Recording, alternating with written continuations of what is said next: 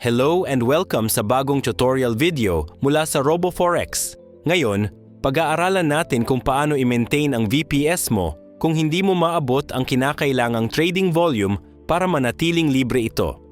Step 1. Para i-check ang VPS status mo, pumunta sa Profile, tapos your VPS 2.0 server page sa members area mo. Step 2. Tingnan ang login credentials at ang mga requirements para manatiling active ang server. Pwede mong mapanatiling libre ang VPS mo sa susunod na buwan kung makakumpleto ka ng 3 standard lots na trading volume sa mga trading accounts mo. Ang trading volume na binibilang ay para lang sa currency pairs at metals sa real trading accounts.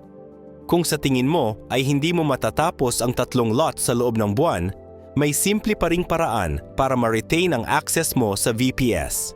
Step 3. I-scroll pababa ang page at hanapin ang Renew Automatically checkbox. Kapag naka-check ito, magagamit mo pa rin ang VPS sa halagang $5 bawat buwan na automatikong ika-charge sa wallet mo 5 araw bago matapos ang buwan. Kung wala kang sapat na funds sa araw na iyon, susubukan ulit i-charge sa last day ng buwan.